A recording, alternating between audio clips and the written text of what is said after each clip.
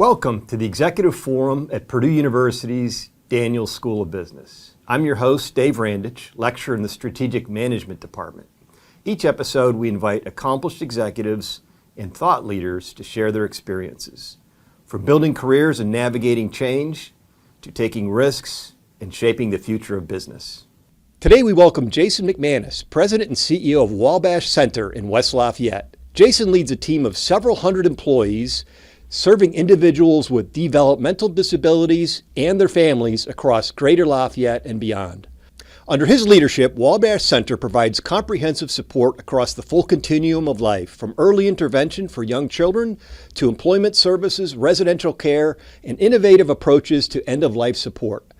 As more families are touched by autism and developmental disabilities, communities are discovering that support can't be episodic. It has to span an entire lifetime. Today's conversation explores what it really takes to build systems of care that evolve with people from childhood through the end of life. Jason, welcome to Purdue. Thank you. So you run a operation that is vital to our community and serves so many of us. Please tell us about your mission and the operation you have behind that. How do you satisfy that mission? Sure, great question. Maybe before I get there, sorry to the guests in the room for not being able to ask questions. I'm actually going to lift that and take that with me anytime I'm somewhere where there's guests. I'm going to say, I'm sorry, you can't ask a question. Sure, so we serve about 1,000 people and their families in our local community, persons with disabilities, varying degrees of disability and ability. And we do that in a variety of ways. We consider ourselves to be a comprehensive disability services provider. So everything from early detection and intervention for kids as young as 2 and 3, all the way to people approaching the end of their lives and just about everything in between. So that's school-based supports, after school, summer camp, day programs, employment supports, guardianship, residential supports. Just a variety of services across the continuum for folks with disabilities really at any stage of their life. And give us a sense of the size and scope of your operation, your employees, who you hire, et cetera. Yeah, we have about 500 employees. Another 100 plus of those are part-time or PRN staff. We have 3 primary service locations, 2 right here kind of in the heart of Lafayette, one at Greenbush Street, one at Salem Street. And then we also run a satellite operation up in Crown Point, Indiana. There's Crown Point is a very high need area, and there's not a great group of service providers up there. And so the continuation of our mission extended up there beginning in about 2016. Mm-hmm. And Jason, give us a sense of the individual souls you're helping. And also, you mentioned to me that also the families need support. So who are these people, and what kind of help can you give their families as well as them? Sure. If you guys will indulge me, may I do a little social experiment real quick? We did not rehearse this ahead of time. So if you wouldn't mind, raise your hand if you know someone in your personal sphere that has autism. Yeah, I would say half the hands up at least, maybe 2/3. Yeah, so I think what's really interesting about this moment of time that we're in is if I were to ask this a group of similar sized people 20 years ago, raise your hand if you know someone who has spina bifida, you might have 1 or 2 hands. The degrees of separation between persons who have disabilities and do not are shrinking, are ever shrinking. And so we'll work with individuals who might have profound needs. They're nonverbal, they're self-injurious, they act out verbally or physically. And then they might need a great deal of service, including up to 24 hours a day supervision and support. And then on the other end of the continuum, we might be working with somebody who lives in their own home or their family's home, and they need a couple hours of support during the week. How we help families is, if you're a parent or caregiver of someone with a disability, that in and of itself is its own full-time job. Many of the families that we work with are working families, and so providing respite and relief for them is one of the ways in which we support them, and we also engage in a variety of parent and caregiver training opportunities so that the behavioral interventions that we might be doing with someone, they can carry out in their own home with a little bit of support and training from us. So as I think about how we can help, what about when people with developmental needs get to college and at the Purdue campus? What support exists, or what can we do? Yeah, I think the good news is Purdue has a great program designed to support students with disabilities, and I think that's wonderful. Again, because of the vast number of people that we know about that are diagnosed with autism, they're just like you and I. For the most part, they're starting their college careers. They might need additional supports and accommodations. They might also need some additional supports and accommodations as they're preparing for the workforce. And that's one of the ways in which we often help, including Purdue students as they're beginning the end of their post-secondary education and preparing themselves for the workforce. They might have some social skills training that they need and whatnot. I think you mentioned to me it's 1 out of 31 Americans are diagnosed with autism now. Is that the rate? 1 in 31 school-age children. That's a global statistic, but 1 in 31 school-age children will be diagnosed somewhere on the autism spectrum. So we'll just stay with that for a moment since Sure. it's so prevalent. How do the needs of an autistic individual change as they age? Sure. I think one of the wonderful things about the work that we do, especially with young children with autism, is if you can detect it early and begin a treatment intervention early, you can really alter positively the trajectory of that child's life. But they might need supports at the beginning, like communication strategies, social skills, like when you and I are talking to each other, we make eye contact.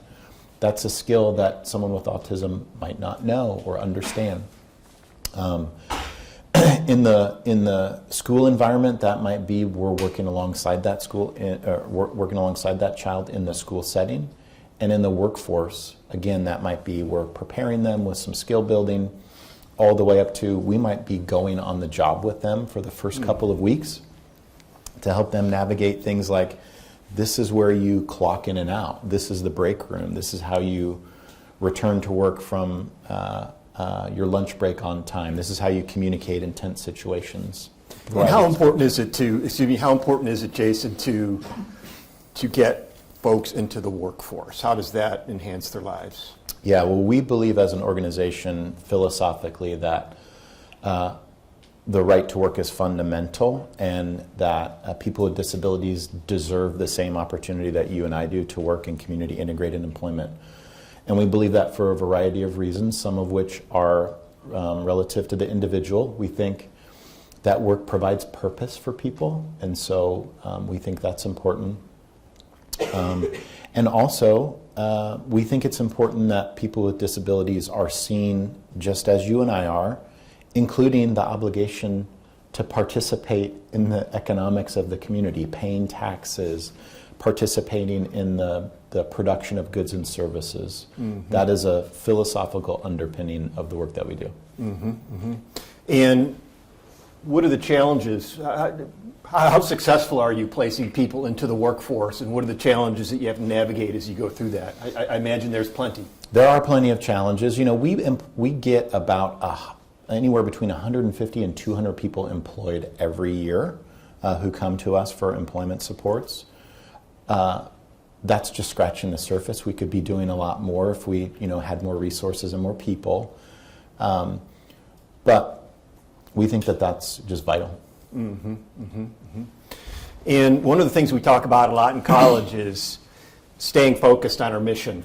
You mentioned your mission, and avoiding scope creep and avoiding mission creep. There's different words for these. Sure. And I know that in a nonprofit world, it can be the same thing. How do you keep your organization focused on your mission and don't get distracted by what other stakeholders may be asking for? Sure. I want to answer that. I want to go back, though, because I didn't answer your question about Sure. the challenges Okay, of getting sure. persons employed. The number one barrier is that there's a social stigma with persons with disabilities. That's the one thing that we feel like we spend most of our time trying to overcome. That being said, one of the wonderful things about the work that we do in supported employment is we have great relationships with local employers.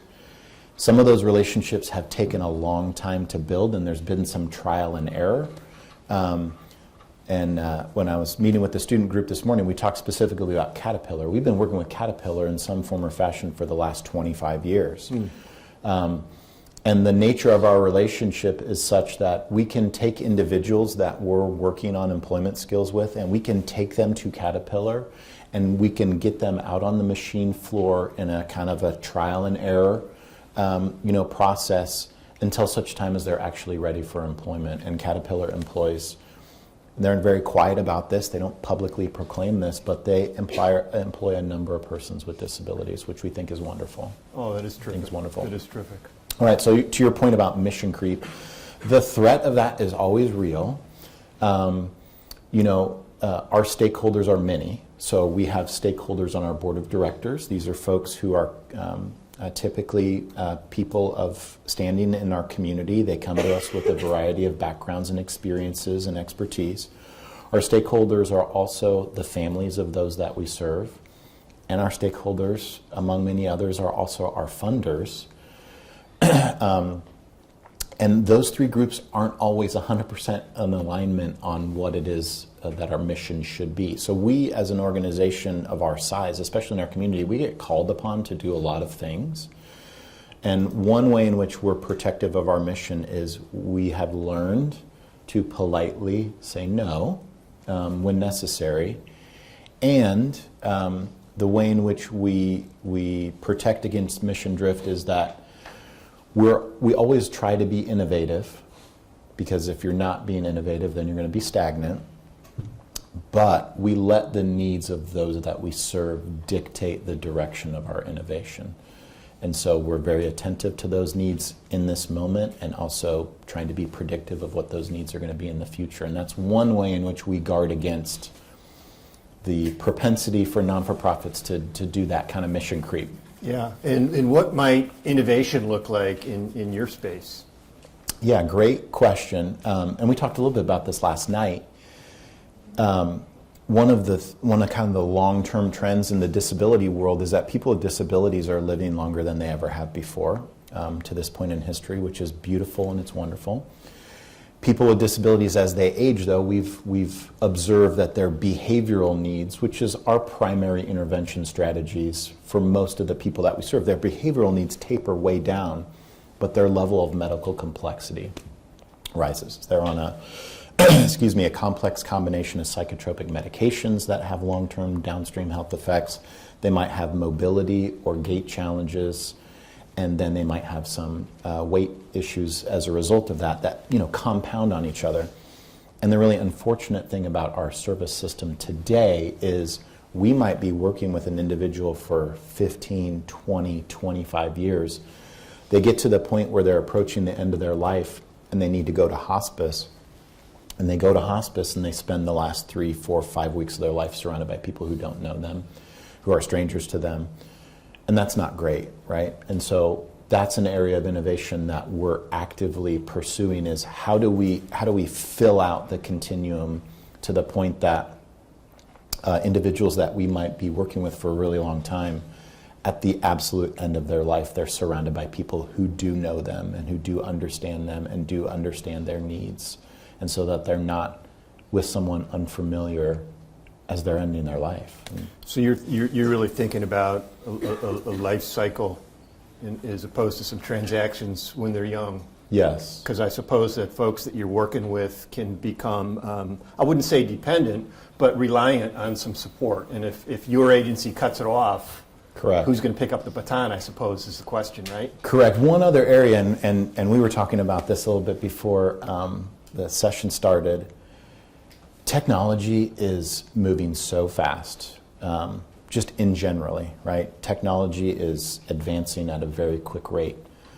It's also happening for people with disabilities too, and it's allowing a greater level of independence than before. And so we're going all in on how do we help individuals that we're supporting gain the highest level of independence possible, which that might mean we're not there providing the service, but they have access to other technological innovations like Alexa-enabled appliances, so that they can be independent without us being hand over hand. And there's a lot of things happening in the technology space that are very promising for people with disabilities. And Jason, you mentioned the stigma. What can we do here on campus, in our lives, back home, when we're confronting or coming across folks with disabilities? What are some of the things we can do to alleviate that stigma? Yeah, it's a great question. Here's how I approach that. And my approach to people with disabilities starts in my childhood, which I'm sure we'll get to at some point. But how I approach that, or I counsel people to approach that, is you treat them the same way that you treat anyone else. When I'm talking to somebody who has a disability, I'm talking to them just like this. I'm not getting down on my knees. I'm not infantilizing them by talking slowly or trying to enunciate. I'm just having a conversation and treating you just like I would anybody else, even if you have different needs than I do. And I think that's really important. To make sure they feel respect, I suppose. Correct.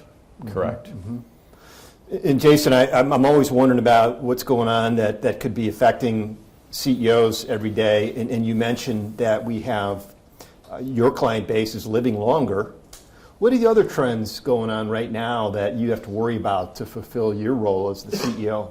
Sure. I think there are three primary trends that we're watching. Yeah. One of those being, on one end of the continuum, people with disabilities are living longer than they ever have before. On the very front end of that continuum, we talked about this briefly, the 1 in 31 kids with autism. That isn't just a Wabash Center issue. That's an issue for our whole community. Our schools are under-resourced. Our families are under stress. We see that as a generational moment for an organization like ours to really rise to that challenge and help that segment of the population. So that's one. The other is, and this isn't purely political, but sometimes politics plays a role in government funding. That's just the nature of the beast. And most of our government funding comes from Medicaid, and there's lots of national conversation, rightfully so, happening about Medicaid, the way it's used, the way it's the oversight that states have. And there's a lot of conversation happening in Indiana about how do we manage this growing Medicaid budget. And there's really only a couple ways to do that with any real efficacy. One is you reduce rates. The other is you limit the people that are eligible for the service, or you put people on a waiting list. All three of those things are happening in this moment. That's a real challenge for us, because even in the best of times, Medicaid, while we appreciate, and the folks that we serve appreciate it, it doesn't cover all of their needs, and we're always filling that gap in some form or fashion anyway through fundraising. We just know going into this challenging funding environment, we'll have to be better at fundraising. That's two. And then the last one is there are more people who need our services, even in our community, than we can provide service, than we have capacity to serve today, because there aren't enough people to meet the needs of those that we serve. There just aren't. It's not enough people. And not enough money, right? And thank God we have people like you and your team who are out there doing this work. And for those of us who don't do the work, I always like to say to our Purdue students, we need you out there. We need you in the top tax brackets, paying a lot of taxes, because 2/3 of your taxes go to social services. And we need people out there making money and donating to charities, Sure. right? Because in your lifetimes, this whole budget crunch isn't getting easier. No, it's All only going to get projections worse. are getting worse, Yes. right? So we need top tier taxpayers. And we need people who can make so much money they can give to charity, right? That's where getting out of Purdue and being successful helps the community. That's my little pitch. But Sure. And if you thank God for people like you. Well, I appreciate that. And if you're not in a place where you can give to a charity, there are other ways in which you can support organizations like ours, including volunteering or becoming a member of the board, where you're helping to guide the decision making and lending your personal subject matter expertise to what is a very complicated and complex business environment. And tell us how we can volunteer. Yeah, www.wabashcenter.com. You can just go wabashcenter.com, right? You could probably so, yeah. Showing my age there a little bit. Yeah, good point. Yeah, there's a button right on the top page how to get involved. We have a variety of volunteer initiatives for individuals, groups, and whatnot. And I always ask folks in volunteer organizations, you bring in somebody who's untrained, how do you step in and get up to speed socially with the folks you're trying to help? And you mentioned don't infantilize, don't talk down to people, respect. What else can we do when we're working with disabled folks to jump in and be helpful that we might not think about? Sure, great question. We didn't talk about this one last night. Sorry, yeah. No, great, great question. I think ways in which you can be supportive when you see those that are working with disabilities. One is, again, you treat them like you treat everybody else. Sometimes giving a little space, too. I know early on in my career when I would see somebody that we were serving and supporting having a behavioral episode, my instinct was to just run to it and jump in. That's not always the case. And if you're a parent or caregiver and you're at Walmart and your disabled son or daughter is having a behavioral episode, probably the last thing that you want is a crowd. So that's another example of how no rubbernecking, huh? Yeah, maybe give a little space. Give a little space. Now, when we're and so that individual's need, it sounds like they need to play it out a little bit, as opposed to somebody jumping in and stopping it. Yes. So we'll teach behavioral interventions, coping strategies, and we'll teach that to the families and caregivers as well.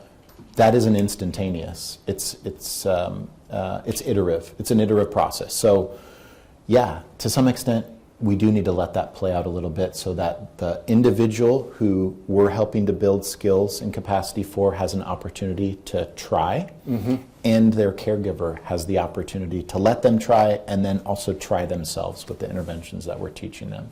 Great advice. So how does a talented man get to this? What was in your background that motivated you to do this for us? Yeah. I was telling the student group this morning, I didn't grow up as a kid thinking I'd love to be the CEO of a non-for-profit organization or working with people with disabilities. That was the furthest thing from my mind. And I'll talk about what I was actually interested in. But looking back, there were some formative childhood experiences that I really think were pivotal in pointing me in this direction. Primarily, I grew up in a household with a person with a developmental disability. My oldest brother was born in Portland, Oregon during a German measles rubella outbreak. He and about 100 kids in a 2-year span were born profoundly hearing impaired. Like, hearing aids wouldn't help, kind of profound hearing impairedness. And he's my older brother, exactly 10 years older than I am. In many ways, he was and still is my hero. Very successful person today. He was a very successful young person and young adult. He was an athlete. But looking back, there were a few times in my life where I saw that the world wasn't set up for him. And the world and our society was asking him to accommodate it versus us accommodating him. I'll give you one just brief example of this. So he played baseball and basketball for Central Catholic High School in Portland, where I grew up. And he was on a baseball team his sophomore year that won the state championship. Awesome. One of the other families said, hey, we're going to have a cookout at our house. So you come, bring your families, we're going to have this cookout. So we go there, beautiful property, they have a swimming pool. All of the players are in the pool, and they're playing Marco Polo. And everyone is down at one end of the pool, and here's my brother. He's having fun. He's in the pool, completely oblivious to the fact that there's this game happening, and he's not a part of it. So that was really formative for me. I didn't want to be a nonprofit CEO. I really wanted to be an attorney. That was my life's goal from We're glad you did this. Well, okay. We got enough attorneys. Okay. Yeah, I'm sure there's an attorney joke in there somewhere. But my wife and I both applied to professional schools. I applied to law school. She applied to medical school in a variety of geographic locations. It turned out she got accepted to medical school here in Indiana, and I thought, we'll start with you. You know, you got 7 years. I got plenty of time to go to law school. And I took a job that I thought was going to be temporary as a juvenile probation officer in Hamilton County, Indiana, in Noblesville. And I stayed there for almost 10 years because I was really drawn to the work of helping young people and families, many of whom were coming to me. And the reason that they were in front of me was just the tip of the iceberg. It's all of these other socioeconomic things that were happening below the surface. And so I did that for about 10 years. And then through happenstance, and I'm trying to be concise because this took a long time last night. So through happenstance and through some relationship building, I was offered a job in state government to help stand up a state agency. I joined the executive team during the first year of the Daniels administration. $480 million budget.